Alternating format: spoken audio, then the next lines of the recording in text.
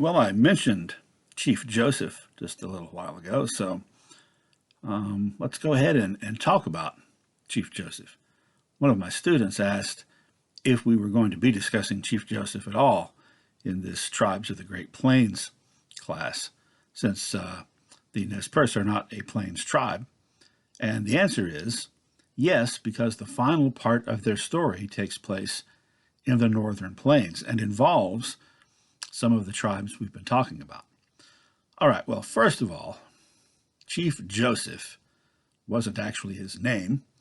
His name, which I'm not going to attempt to say, knowing nothing really about the Nez Perce language, translates into thunder rolling down the mountain.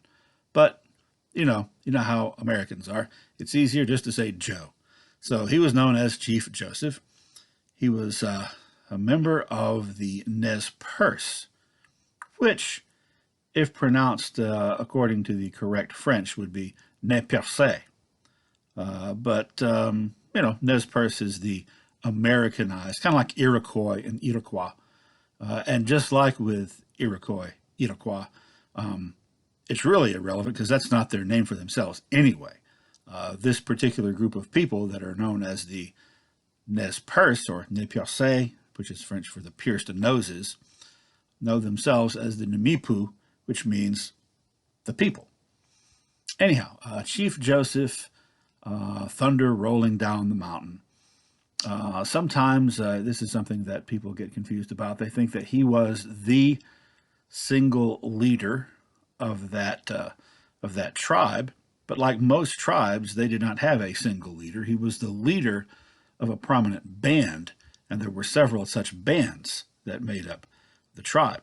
There were other band chiefs that were involved in this along with Joseph, including along with the decision making, including but not limited to two of the more prominent ones that are pictured here, Whitebird and Looking Glass.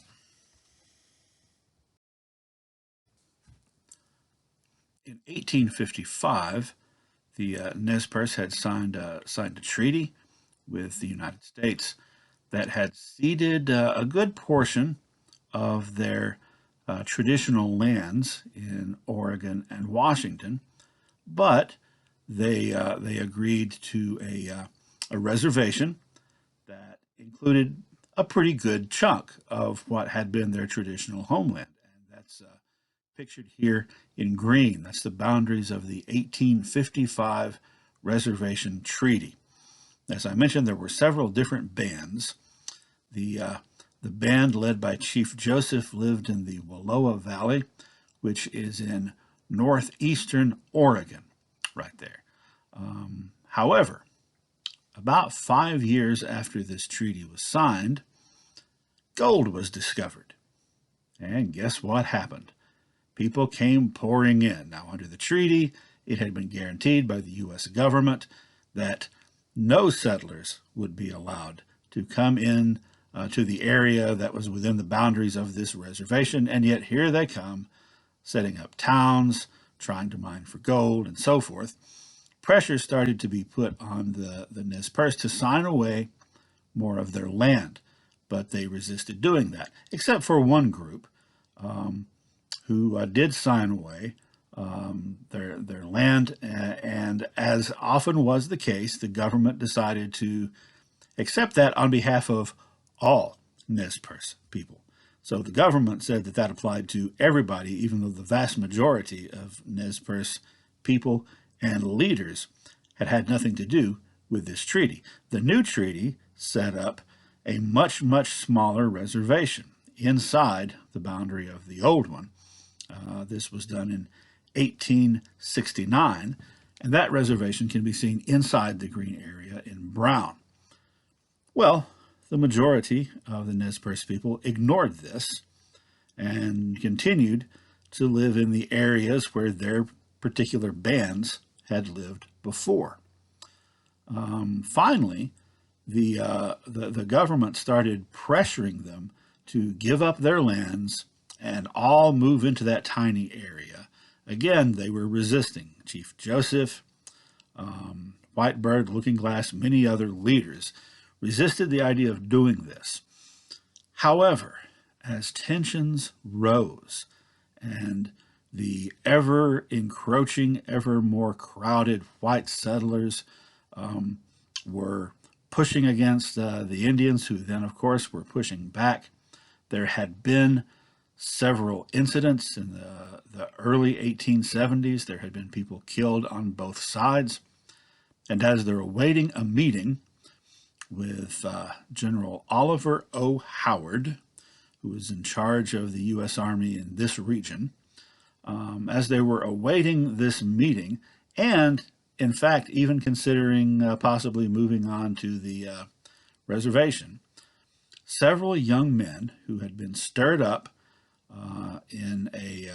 they'd been stirred up by one of their elders, a guy named Red Grizzly Bear, who was taunting some of the young men whose relatives had been killed by white people and who had done nothing about it.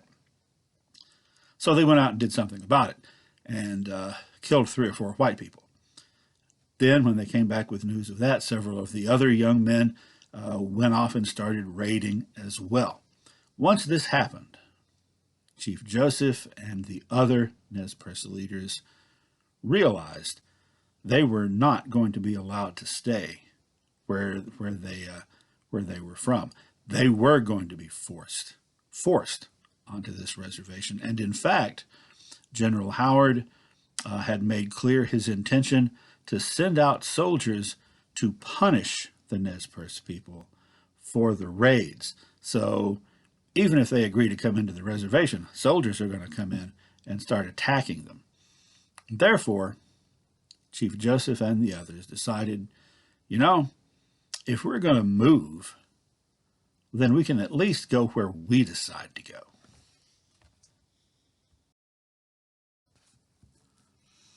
So in June 1877, the majority of the Nez Perce people packed up and headed east toward Montana. Actually, they were heading toward the Montana-Wyoming border and the Yellowstone country. By the way, Yellowstone had just become the site of a national park, which was a relatively new thing at that time. So that may seem like a strange choice. Why did they head for Yellowstone National Park? Fact is, they were very familiar with that area. That was sort of like the easternmost edge of their radius of influence. And for probably generations, they had traveled to the Yellowstone area to hunt at certain times of the year. And they had a good relationship with the Shoshone Indians and the Crow Indians of that area. So their goal was to head to sort of like their vacation spot, I guess you might say, but to head to that spot in hopes that they could get shelter and assistance from their allies, the Crow people. When they finally got there in August, the Crow were not that open to wanting to be helpful. So instead, they afterward headed due north for the Canadian border, where their plan was to join up with Sitting Bull. Now, that's not as easy as it sounds, that whole trip, because as soon as they left, Brigadier General O. Howard set off in pursuit of them. There were probably close to 3,000 Nez Perce making this journey, out of whom there were about 600 warriors. Over 1,000 troops came after them, commanded by Howard, and it was a running battle. In fact, over the course of their 1,200-mile trek, they engaged with the U.S. Army on 18 separate occasions, most of those minor skirmishes, 2 of them major battles. When they had reached the Yellowstone and then started heading north, the troops that they had to deal with doubled, because then they had to deal with Brigadier General Nelson Miles, who had gotten promoted. He had his 1 star now, just like General Howard. And in fact, Miles was located out of, you'll see all the way to the right, Fort Keogh. That's the area where he had made that encampment on the Tongue River when he was leading the fight against the Lakota and Cheyenne. And then they had built a fort about a year before this. Actually, maybe not that long before. Anyway, they had built a fort, and it was named for Miles Keogh, the Irish-born captain who had died with Custer. Anyway, it was a long, hard, difficult journey. A lot of the Nez Perce people died along the way of sickness and exposure, and a lot of them died from the fighting. In fact, altogether, there were probably about 1,000, probably about 1/3 of the Nez Perce people on this journey died before they reached the end. And there were about 300 U.S. soldiers who died during this war. Now, you may be asking yourself, why on earth would the Army be chasing them if the whole idea was to get them out of that very desirable Oregon and Washington country so that the U.S. could have it? And if these Indians are now basically offering to take themselves out of the picture and go to Canada and be somebody else's problem, why wouldn't the U.S. just let them do that? Well, part of the reason is at first they didn't know that's what they were doing, because that wasn't really their initial plan. But a big part of the reason is that it would set a very bad precedent from the perspective of the U.S. government to allow Indians to make decisions and do what they wanted instead of what the government told them. So that couldn't be allowed to stand, because next thing you know, other Native American tribes might also be deciding to disobey government orders. Well, this long, hard fight came to a conclusion at the base of Bear Paw Mountain in Montana, which was only 40 miles away from the Canadian border. But they were surrounded. The fighting had been very heavy. Whitebird, I think his band managed to make it across and joined up with Sitting Bull, but the rest of them surrendered.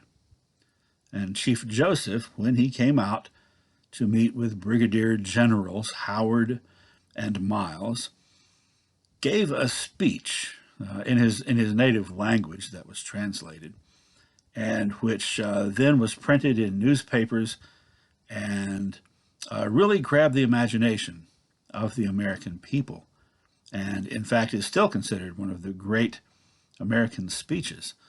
In addition, a lot of people around the country had been following news of this odyssey since it had started 4 months earlier, and a lot of people had sympathy for the plight of Chief Joseph and the other Nez Perce Indians, and people were kind of they were kind of sad for what was happening to them. So here is part of that speech as presented by an actor in a movie called I Will Fight No More Forever. But it is word for word the speech that Joseph gave.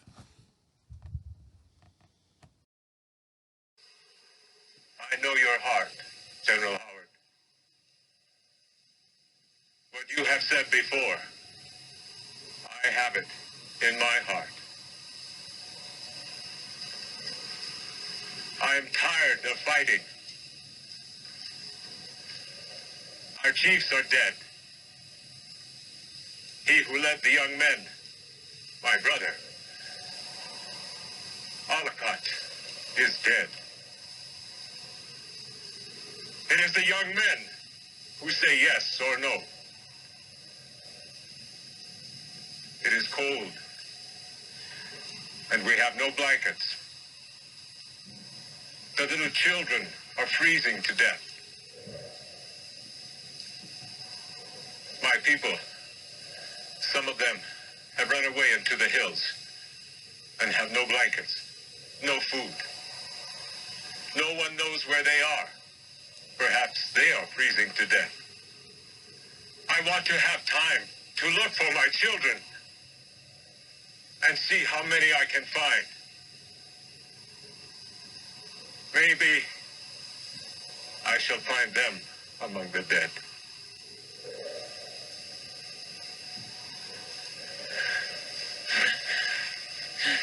Hear me, my chiefs! I'm tired. My heart is sick and sad.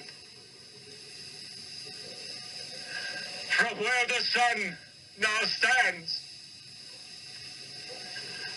I will fight no more forever.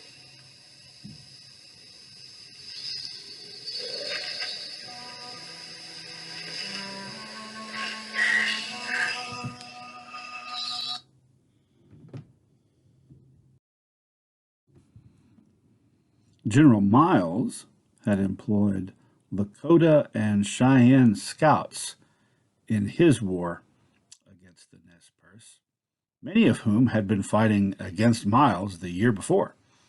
And if you will recall, it was when the call came out around August for these scouts, and Crazy Horse was specifically asked to go and refused to do so.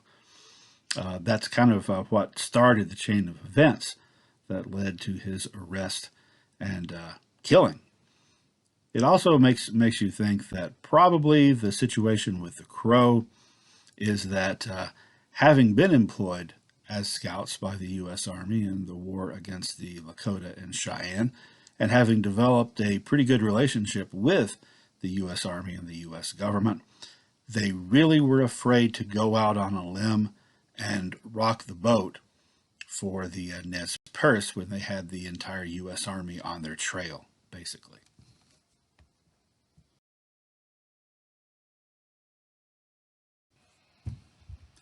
The Northern Cheyenne had been forcibly removed to the Darlington Indian Agency on the reservation in western Oklahoma that was shared by the Southern Cheyenne and Southern Arapaho, right there by Fort Reno.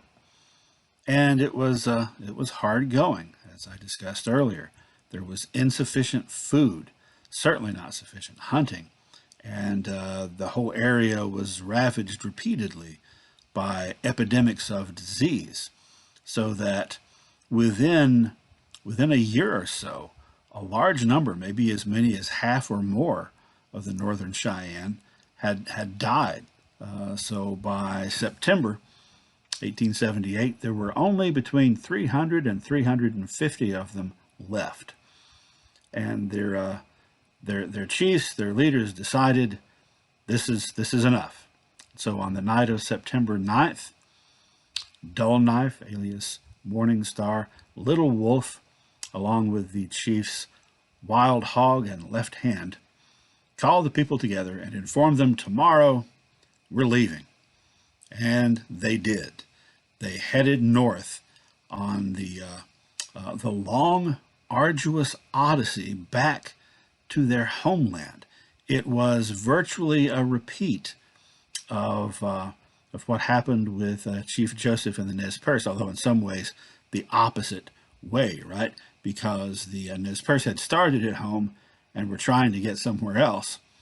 Here these folks are, far from home and determined to get back there. So they headed north, and as soon as the army realized they were gone, soldiers were sent after them. About, I think, 238 soldiers commanded by a lieutenant colonel whose name was William Lewis. I had to check my notes there for a second, because it's not an easy name to remember. It's kind of a common name, and he's not real famous because they killed him pretty quickly. Actually, the Cheyenne set an ambush for the soldiers who were chasing them and opened fire on them and killed several, including the lieutenant colonel. Then they continued north, crossing north to south through Kansas. On their way, not only were they being chased by soldiers, but they encountered groups of cowboys that they exchanged shots with, and local posses were put together to chase them. And as they proceeded up through Kansas, there were a lot of little skirmishes and a lot of depredations on both sides. Really, there were several instances of elderly or injured Cheyenne who fell behind the main group, and white posses caught up to them and either shot them or, in some cases, beat them to death. The Cheyennes, on the other hand, as they were going through Kansas, they were coming across farms, many of them operated by newly arrived immigrants who had never seen an Indian before, and they were raiding those farms. 41 men and boys in Kansas were killed in these various raids. According to the Kansas State Senate, there were about 24 white women raped, although historians generally believe that that number is inflated. That doesn't change the fact that, in fact, some were. By the time they got out of Kansas, they had soldiers, untold numbers, probably in the thousands from all the surrounding forts, chasing them, as well as a large number of groups of civilians. The Cheyenne tried to keep to the most arduous paths to throw off their pursuers. Finally, as they traveled up through Nebraska, they took a pause to kind of evaluate and see where they were. There were now only about 150 of them left. Some of them wanted to stop fighting and surrender. Others wanted to keep going. So the decision was made that Little Wolf would keep going, and about 100 went with him farther north into the Powder River country.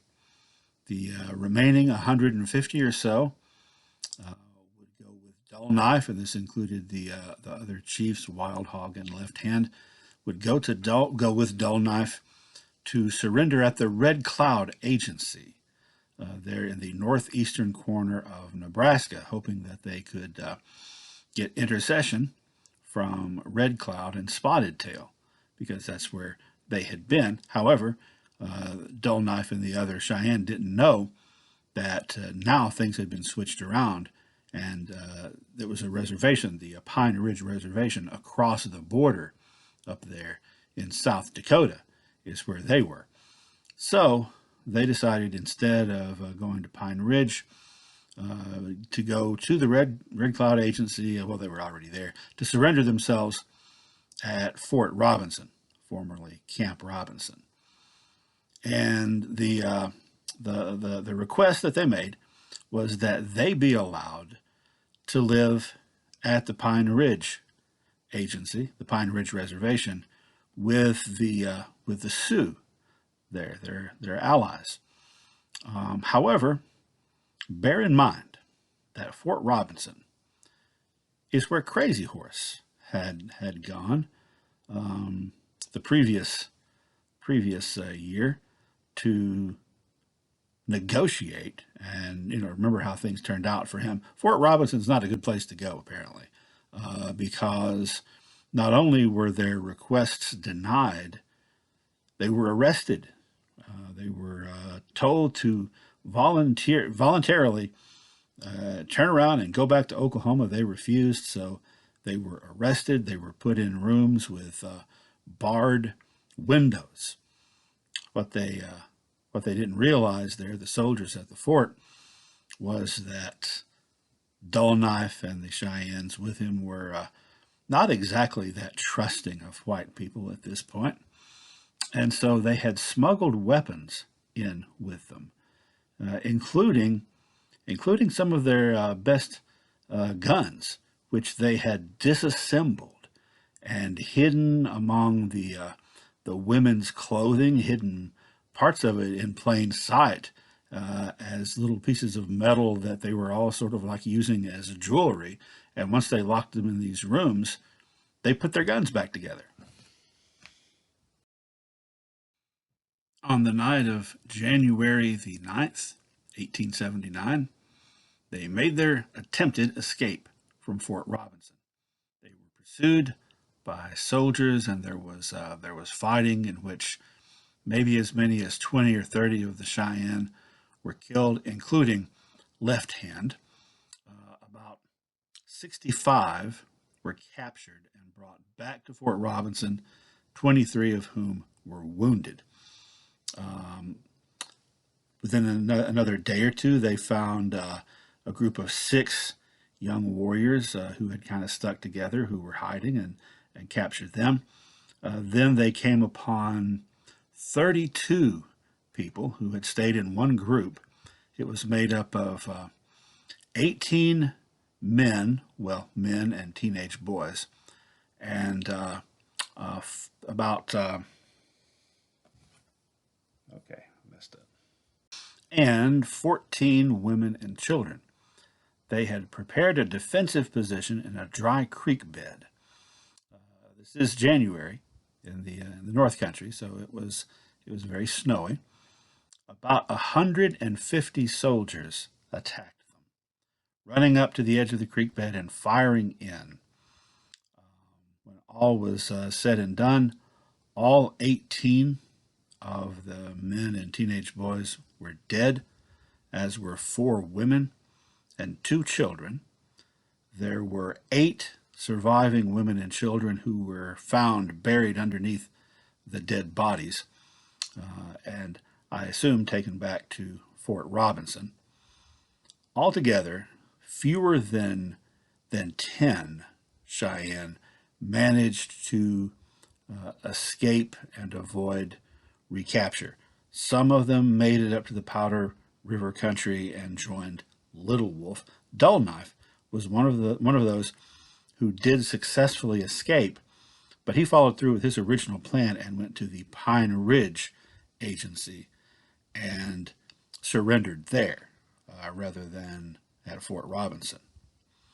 Eventually, Little Wolf, who made his way up to the Powder River country with his 100 followers, was contacted by officers from Fort Keogh. Worked out a whole lot better than the whole Fort Robinson thing, which came to be called, by the way, the Fort Robinson Massacre.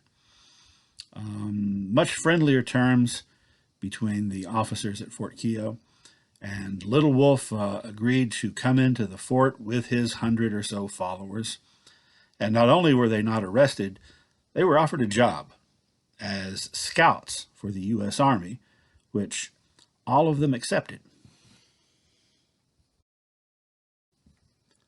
Finally, 5 years later, in 1884, the Northern Cheyenne were given their own reservation in Montana, in their traditional homeland. And here it is on the map of Montana, right there, neighbors to the Crow Nation. At the Northern Cheyenne Reservation, tribal headquarters being in Lame Deer. There is you can find the Chief Dull Knife College.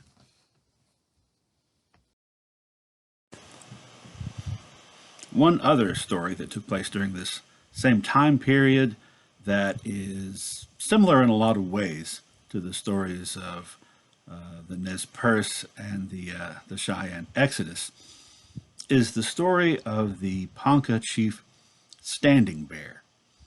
But before we get into that story, I need to talk about someone else a little bit. For reasons that will soon become apparent. And that is the Flesche family, specifically the Flesche siblings. Here we see 3 of the 5. There were 2 other daughters, but they were not in the public eye as much as these 3 were.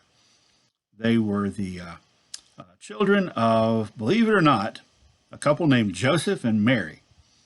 Joseph was the son of a French-Canadian trapper and a Ponca woman, And Mary was the daughter of an Omaha woman and a U.S. Army surgeon who had been assigned to Fort Atkinson in Nebraska, which was the first U.S. Army fort built west of the Mississippi, around 1817 or so, I think is when it was built, and it was in operation through the 1820s. So these kids grew up speaking English, probably French, and definitely both Ponca and Omaha. These three in particular, went on to become very highly educated for Native Americans of that time, very highly educated for that time. Suzette went to school in New Jersey and got a degree and became a teacher on the Omaha Reservation in Nebraska. Later on, she became a journalist. In fact, when she was, I guess she would have been in her late 30s, she and her husband, Thomas Tribbles, moved to the Pine Ridge Indian Agency to cover the ghost dance movement that was going on there. So she was present for all of that. Francis got his law degree at George Washington University in 1892, got his master's the next year. In the years before that, he had been working, he and actually Suzette had both been working with an anthropologist named Alice Fletcher. And they had both gone with Alice Fletcher in the early 1880s to the Rosebud Reservation. Fletcher studied the Lakota Indians. Francis LaFlesche became the first Native American anthropologist / ethnologist, and he worked for the Smithsonian Institute, and he wrote several books about his areas of expertise, the Omaha tribe and the Osage tribe. Finally, Susan, the youngest sibling, went to medical school in Pennsylvania and received her MD, becoming the first Native American MD, first Native American doctor. And then she went back to the Omaha Reservation and served as the doctor there for many, many years, not only on the reservation, but also the non-Indian folks in the nearby town. And she was very active in politics, speaking out about health and sanitation issues, as well as protesting allotment. In fact, all three of these were very, very vocal and very active for Native American rights in the late 19th, early 20th century. All of them, well, not all of them, Suzette and Francis are the ones we're going to talk about in context of Standing Bear, were in their 20s when the next part of the story took place.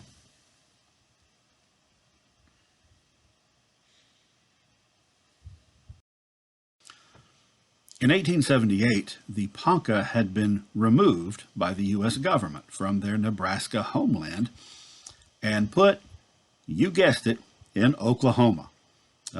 And you guessed it, in very bad conditions. So the same conditions that the northern Cheyenne encountered when they were sent there, which is to say, difficult to find food and ravaged by epidemics of disease.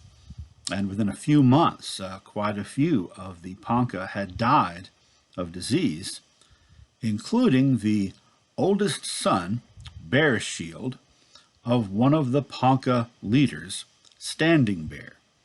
Now, Standing Bear had promised his son, when they were being removed, that if you die before I do, the son had made him promise that if he were to die first, that his father would make sure he was buried in their homeland, not in some strange land. So after his son died in the late spring, Standing Bear and about 30 others of his of his family and supporters, took his son's body and left the reservation, headed north to Nebraska. And they did take him up there and bury him. And they stopped at the Omaha Reservation. Remember, that's where the Flesche siblings were living. They stopped at the Omaha Reservation and were greeted as friends and relatives by the Omahas. However, when word got out that a bunch of Poncas, who were supposed to be in Oklahoma, were up there with the Omahas in Nebraska, General Crook was pretty upset about that because, well, you know, they're supposed to be on the reservation. So he looked into it. He had them arrested for having left the reservation. After having them arrested, he heard their story. After he heard their story, he looked into conditions down in Oklahoma on the reservations down there and was very displeased with what he saw there, too. In fact, he was aghast at how bad the situation was. And so he actually delayed having the Poncas that he had placed under arrest, which was his duty to do. He delayed returning them. He gave them time to rest up, and he started talking with a friend of his. That friend was Thomas Tibbles, who was an assistant editor at the local Omaha newspaper. So General Crook told his friend the whole story, and Tibbles then started printing stories about it there in the paper that started to get attention locally and then nationally. This is a very sort of easily romanticized story about a man wanting to bury his son in his native soil. So before long, a couple of very prominent lawyers stepped forward, offering their services to Standing Bear pro bono. Now, Tibbles there, by the way, would continue to be very involved in this case, and this is where he met Suzette Flesche, who was engaged to be the interpreter for Standing Bear during the trial. Suzette and Thomas Tibbles eventually, as I mentioned before, got married and wound up at Wounded Knee in the early 1890s. So the trial is held I mentioned a trial. I haven't told you about what the trial is for, right? So these lawyers stepped forward and probably with the consent of General Crook, recommended Standing Bear should sue General Crook for false imprisonment, essentially. So the trial was held. It was covered heavily by the press, and the stories went around the country. At one point, Standing Bear was told that he could speak on his own behalf and through his interpreter, Suzette Flesche. After having been sworn in, he said, holding out his hand, "That hand is not the color of yours, but if I prick it, the blood will flow, and I shall feel pain. The blood is of the same color as yours. God made me, and I am a man." Well, the charge was, the false imprisonment from the fact there was no habeas corpus, which means, you have to have a charge and you have to have evidence. You have to have a body, even though that applies beyond just murder. And there was none, right? It was just the U.S. government telling Indians what to do. The judge ruled in the U.S. District Court. The ruling came down in favor of Standing Bear. The court case was Standing Bear versus Crook. So the ruling came down in favor of Standing Bear. And the judge, in his ruling, said that there had been no appropriate basis on the part of the federal government to arrest these Poncas to begin with. And he said that within the meaning of habeas corpus, quote, an Indian is a person, end quote. So essentially, this ruling said that American Indians are human beings with basic human rights, which may sound like a ridiculous thing to say, but that had never been said legally in the United States before. So this is a very important court case, very important. That would be the basis for a lot of rulings after that that went in favor of Native Americans because it established that they have human rights. Now, after the case was over and Standing Bear was freed, he was allowed, along with his followers, about 170 people, to permanently go back to their home territory in Nebraska. Now, this wasn't all the Poncas. It was the Poncas under the leadership of Standing Bear. So as a result, to this day, there are two federally recognized Ponca tribes. There's the Ponca tribe of Nebraska and the Ponca tribe of Oklahoma. After this, Standing Bear twice went on extensive speaking tours of the United States, and on the second time, going beyond that to Europe. And Suzette LaFlesche and her brother Francis accompanied him on these speaking tours, taking turns being his translator. And he talked, he spoke before very receptive audiences all around the U.S. and Europe, talking about the bad conditions on reservations, talking about the American Indians and their longing for freedom and recognition of their basic human rights. The LaFlesche siblings, particularly Suzette, went on to write newspaper articles and editorials. She joined her future husband in a career as a journalist, writing extensively about Native American rights. So this was, well, for one thing, it's a happy ending for them. Not so happy for the other Poncas who got stuck still in Oklahoma, but at least for that band, wound up being a happy ending. So three different cases that have a lot of similarities, taking place around the same time, the late 1870s. So I didn't tell you what had happened with Chief Joseph and the Nez Perce after they surrendered. They had been told by General Miles and General Howard that if they surrendered, they would be returned to their home country, and then they would be living on that reservation in Idaho where they had originally been told they had to go.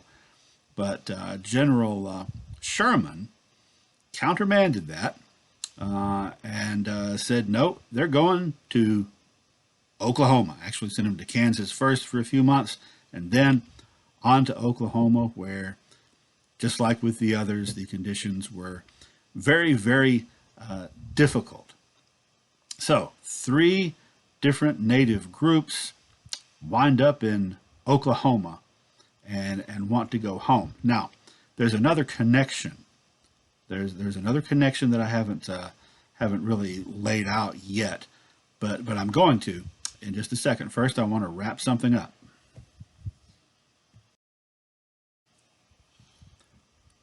There were two very small Indian wars in Idaho in 1878 and 1879 in the jurisdiction of General Oliver O. Howard, who, by the way, had also been a very prominent Civil War general and whom Howard University is named after. Why am I mentioning these? Since this is actually west of our area of study here, the Northern Plains, and is in fact just south of the original territory of the Nez Perce. Well, it is very significant, these two small wars. And when I say small, the first one that happened, the Bannock War, which was between the U.S. and the Bannock and Paiute tribes. At most, there were 15 people killed on each side. The Sheep Eater War, which happened in 1879 and involved the Sheep Eater Band of Shoshone Indians, who had been accused of murdering some miners in the area, although it's by no means certain that that did in fact happen, led to one U.S. soldier being killed and a handful of Shoshones. So why is this even worth mentioning? I bet none of you have ever even heard of these two wars. It's worth mentioning because with these two wars, at their conclusion, the only Native American people left for the U.S. government to fight that have not been basically defeated and forced onto reservations are the Apaches along the Mexican border in Arizona and New Mexico. The last really big Apache war was the war with Victorio that started in August of 1879 and lasted for a little over a year. He wound up being killed by the Mexican army. Then there were a few raids by Nana the following year, and 1882, Geronimo went back to war with the United States. So for the majority of the 1880s, Geronimo's band was the only one that the U.S. Army was fighting. And it was never a very large band, and it was confined, again, to the desert Southwest, although, that's no comfort if you were one of the people caught in the middle of it. But we'll be talking more about Victorio and Geronimo and the Apaches in the 1880s in a future lecture. This map shows unceded Indian land in dark brown over time.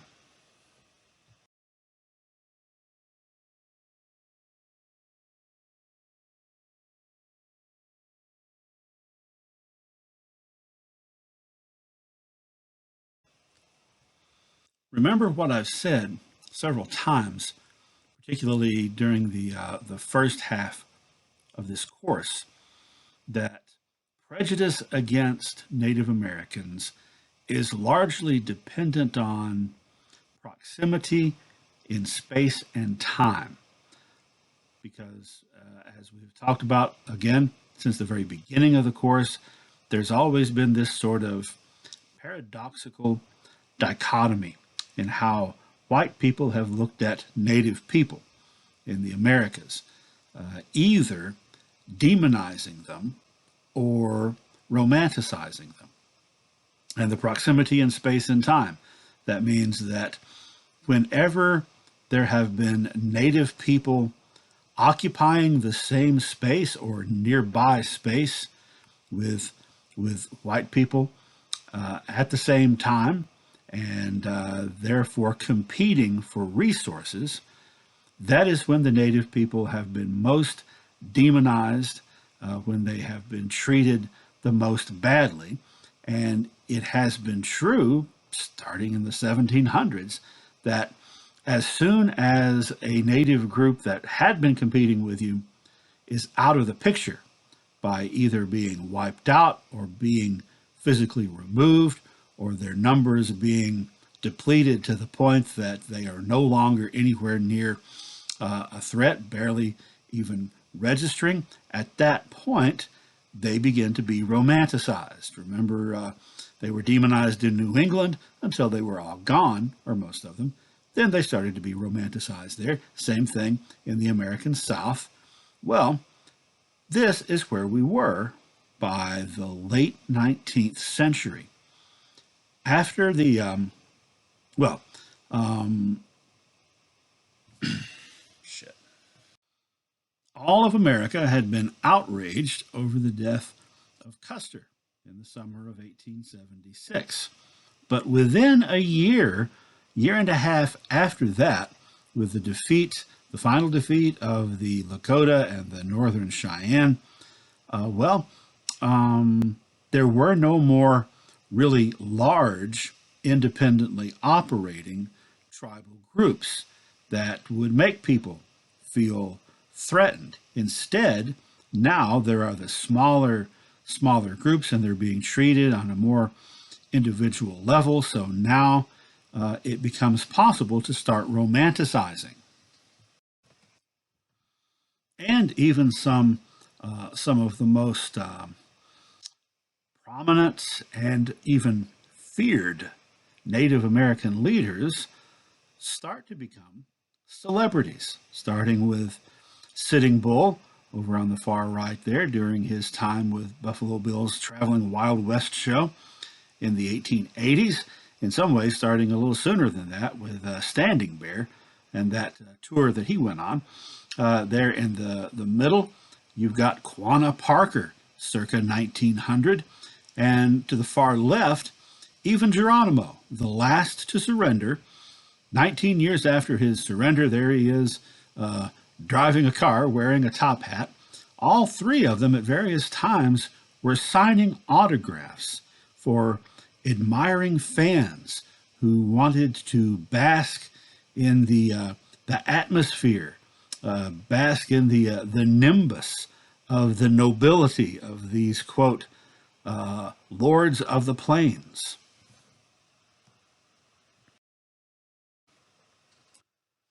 In fact, just to get a little clarity, let's look at the timeline of some of the events we've just discussed. Okay, so October 5th, 1877, Chief Joseph and the Nez Perce surrendered in Montana, whereupon they were sent to Oklahoma, where the Northern Cheyenne also had been sent. The Fort Robinson massacre at the sort of the terminus of the Northern Cheyenne exodus, that happened in January 1879. Remember, the Cheyenne had divided into two groups, one led by Dull Knife, which was there for that massacre, and one by Little Wolf. Both of them wound up at Fort Keogh serving as scouts when all this was said and done, but still not allowed to return to their home territory. Then, in May of 1879, that court case in Omaha led to Standing Bear winning, being declared human, getting a lot of attention in the press, and his band, as a part of that decision, was allowed to go back, to leave Oklahoma and go back to their homeland in Nebraska. Immediately, Standing Bear and the La Flesches started on their lecture tour that lasted for 4 years until 1883, traveling all around the country and even to Europe. Well, the next year, the Nez Perce, who had been sent to Oklahoma, they're allowed to go back to their home territory in Idaho. Then the year after that, the Northern Cheyenne are granted a reservation by the federal government in their homeland of Montana. So ultimately, all three groups wound up either in their homeland or at least close to it. But a lot of that, I think, is connected to the fact that the threat, unless you lived in the Southwest along the Mexican border, the threat seemed to be over to white people from Native Americans. So now there was room for that age-old American tradition of romanticizing the, quote, vanishing red man, the, quote, noble savage. But that whole proximity thing is still a factor. And as we shall see, this romanticizing only goes so far.